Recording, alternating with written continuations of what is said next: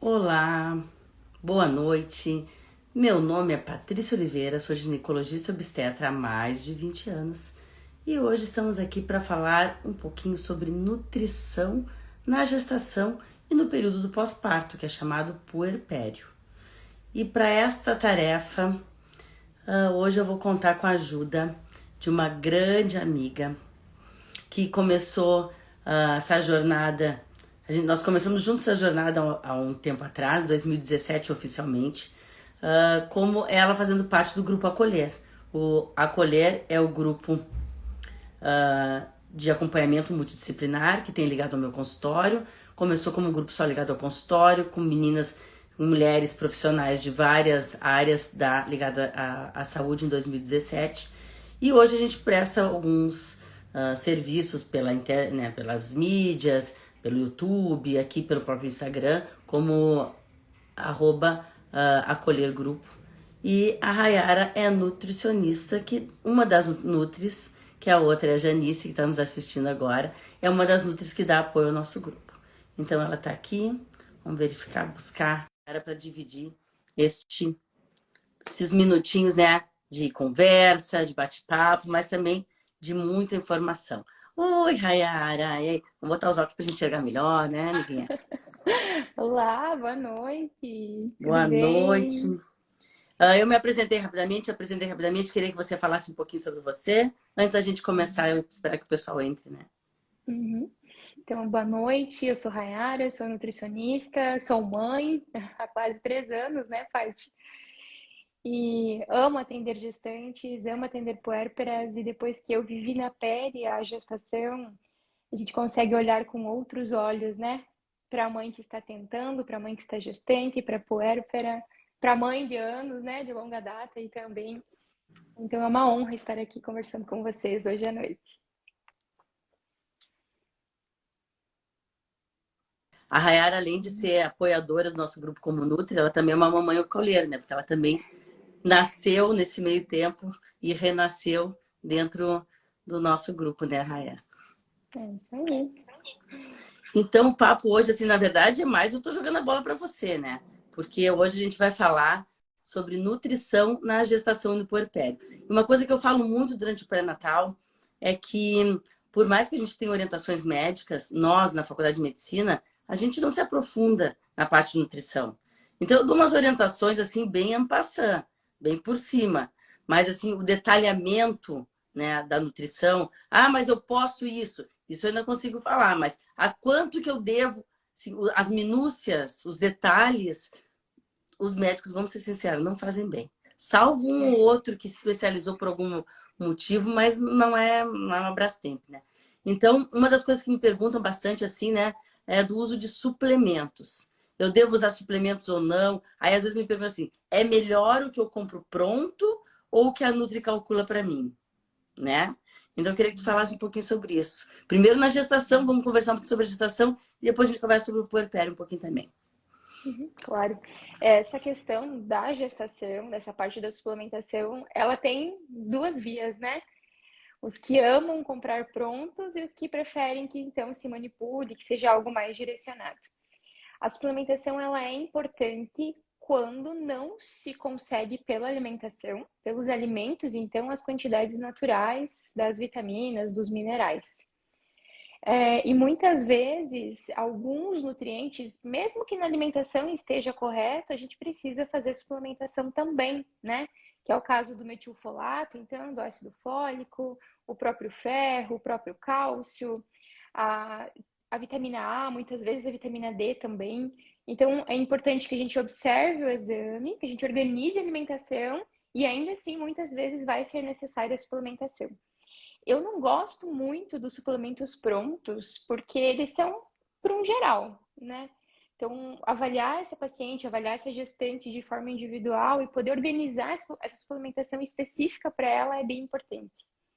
Ao meu ver, é melhor manipular nas dosagens certas, né? O suplemento pronto acaba sendo o geralzão, que às vezes a gente tem que lançar a mão quando a pessoa está muito desorganizada, é muito intolerante a alimentos, ou é chata mesmo para comer, né? E aí a gente às vezes usa um suplemento assim, tipo, vamos dar isso aí, porque é melhor do que a gente está pecando, né? Pela falta. Uhum. Mas eu acho que é importante a gente sempre falar. E uma vez eu ouvi no rádio uma propaganda de uma. Depois eles tiraram, aqui em Chapecó, que dizia assim: ó, suplemento, aqui você adquire seus. Temos várias marcas. E você sabe, né, que o suplemento é melhor do que o alimento quando a gente fala de vitaminas e minerais. Da onde isso, pessoal? Da onde que a absorção do suplemento vai ser melhor do que a do próprio alimento? Uhum. Não dá, né? Justamente, né? O corpo sabe, ele reconhece o que é do alimento e o que é sintético. Então, sempre ele vai absorver muito melhor o que for da alimentação, né? E o que tu colocou, Paty, eu acho tão importante, porque às vezes a gente recebe, eu recebo gestantes, por exemplo, que vêm com uma prescrição que é tradicional, né? Como tu disse, a pessoa chega ali sem nada, é melhor tu dar algo pronto do que nada. E aí a gente fala, não, agora a gente vai reorganizar. E elas ficam até assustadas, né? Porque esse papel da prescrição de vitaminas, de minerais, ele é do nutricionista mesmo, né? Nós que vamos organizar com a alimentação, vamos ver o que falta, vamos encaixar, vamos montar algo específico para gestante, para puérpera, mesmo para quem não é gestante nem puérpera. Então, é importante sim iniciar com essa suplementação que vocês passam, com o ácido fólico, né, o metilfolato, então, desde antes de começar a gestar, tentar engravidar, mas depois é importante que se organize, que se. Até porque às vezes só com alimentação a gente já consegue. E outras vezes, quando a gente pensa nesses suplementos prontos, vamos pegar a vitamina B12, por exemplo. A quantidade que tem ali é uma quantidade de manutenção. E às vezes essa gestante está com uma deficiência de vitamina. Então não vai ser suficiente, né? Então, de início, ok, depois organiza, alinha, e aí vai ser muito melhor. De uma forma geral, tu poderia falar assim de como deveria ser uma alimentação durante o dia para uma gestante? O que, que seria interessante? As Uhum. porções, quantas vezes, sabe? Eu falo do meu jeito, né, Rayara? Eu tento assim, ó, eu me esforço. Mas eu acho que você vai falar melhor que eu. Sabe que quando a gente pensa nessa questão da alimentação, muitas vezes os pacientes vêm para o consultório e me perguntam assim: Nutri, tem qual alimento que é essencial? Qual que eu não posso deixar de comer em nenhum momento, né? Não existe um alimento único. Quando a gente pensa na alimentação, tem que ser mais variada possível. Então, se a gente conseguir comer de 3 a 5 porções de frutas, né, divididas ao longo do dia, verduras e legumes, então as hortaliças, seja legumes, seja folhosas, tanto no almoço quanto no jantar é importante. As proteínas, então, seja animal ou vegetal, organizar de uma forma equilibrada, que tenha nas 3 principais refeições, né, café, almoço e jantar. E nos lanches, a gestante tem muita fome, né? A gestante tem uma fome que nasce com ela assim. E aí a gente pensa assim, ah, eu não vou Principalmente a partir do conseguir. quinto mês, né? A partir do É. quinto mês, não é uma fome, é um buraco que não tapa nunca, é um buraco infinito. E tem explicação, né? Que é onde o bebê começa a ganhar mais peso também. Então, naturalmente, a gestante vai sentir mais. Aí, às vezes, quando elas me ouvem falar assim, ai, mas uma fruta no meio não vai tapar nem o buraco do dente, né? E realmente, às vezes só uma fruta não é suficiente, a gente precisa acrescentar, então, uma fibra, às vezes uma proteína junto, então pode ser um iogurte, pode ser algum ovo, pode ser uma panqueca, né? Uma panqueca de banana, uma crepioca, no meio da tarde, por exemplo, é super possível desde que as quantidades estejam alinhadas, né? Porque vão pensar, vou fazer uma panqueca de banana com 2 bananas, 3 ovos e 6 colheres de aveia. Já é uma super panqueca, é umas 4, 5, né? Se a gente for dividir. Então, esse equilíbrio nas porções. Mas o geral é quanto mais natural, quanto mais equilibrado, melhor. Preferir sempre os alimentos mais in natura mesmo. Quanto menos processado, melhor. Né? Então, não tem nenhuma fruta que seja proibida. Ah, eu não posso comer banana, eu não posso comer. Não, a fruta tranquilo, desde que não seja meia melancia numa sentada, né? Esse equilíbrio é importante também. Isso a gente está Mas falando em gestantes sem nenhuma restrição, né? Então eu vi que aqui uma das nossas seguidoras perguntou, e naquela. Ah, essa a Rayara vai saber responder muito bem, agora vocês vão ver só. Ah, e naquelas que não comem carne, Rayara? olha aí, ó, eu sou vegetariana, né? Sou há quase 9 anos. Tive toda a minha gestação sendo vegetariana. Não comendo ovo, né, Paty? Até tentei no início, mas não deu certo. Não foi uma experiência muito boa. O que é importante? Em qualquer fase da vida, quando nós pensamos numa alimentação vegetariana, precisa comer o básico, frutas, legumes, leguminosas, né? Então, feijão, lentilha, grão de bico. Não dá para querer ser uma gestante vegetariana à base de pão e massa, né? Tem que ter essas outras proteínas, das leguminosas, das oleaginosas. E hoje em dia, tem opções que são substitutos de carne que, quando eu estava gestante, há quase 4 anos atrás, não tinha opção como tem hoje. Era tudo à base de soja. Então, era proteína de soja isolada, era um bife de soja, era tudo de soja, né? E hoje não. Hoje tem as proteínas que substituem as carnes à base de plantas. Então, é muito melhor. O teor nutricional é muito melhor sem ter a soja como uma forma transgênica, né? Então, a gente consegue ter esses substitutos que não são obrigatórios. São um além, né? Para completar, para variar a alimentação. Mas a base é ter as frutas, legumes e verduras, sempre comendo carne ou não, né?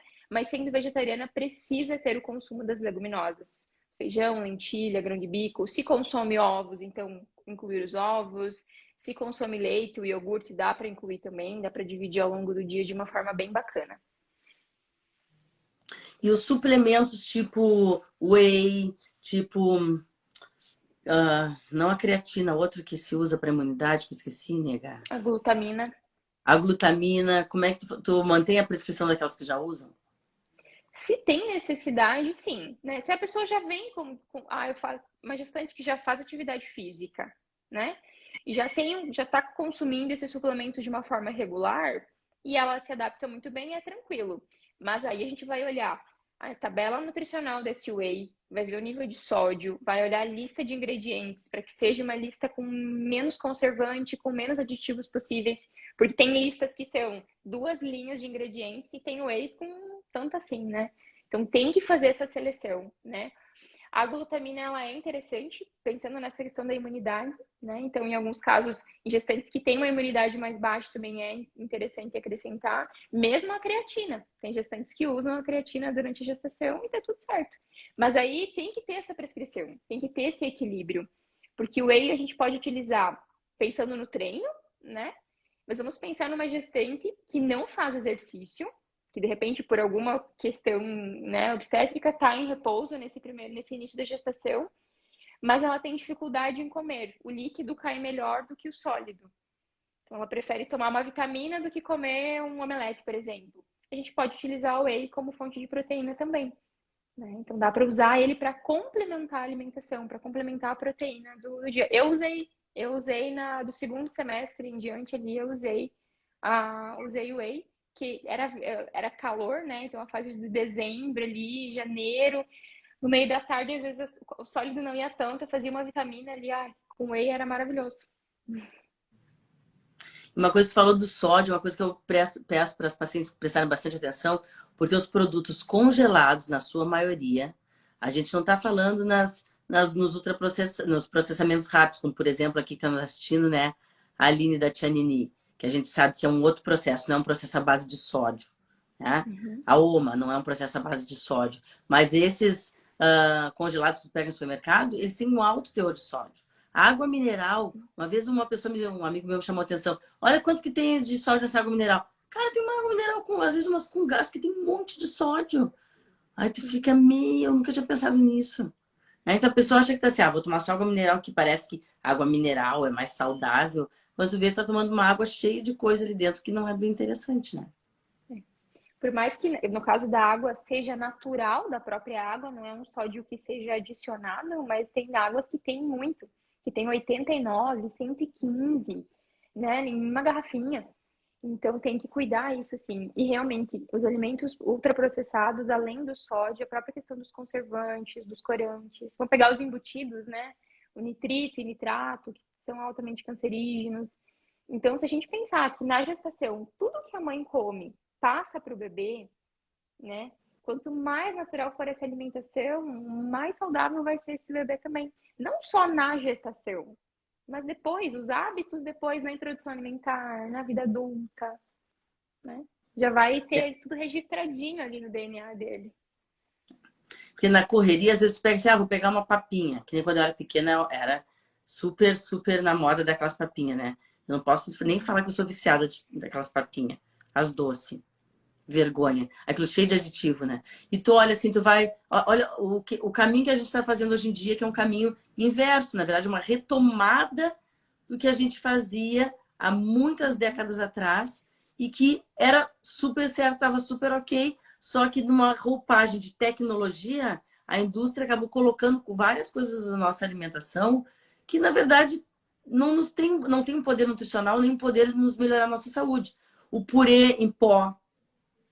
Tu pega uma batata, vai lá na casa da tua mãe que mora no interior, pega uma batata de verdade que a tua mãe plantou, né? Pega um leite de verdade, esse leite de caixinha, que tu nem sabe o que tem dentro do leite, que nem tem gosto de leite, né?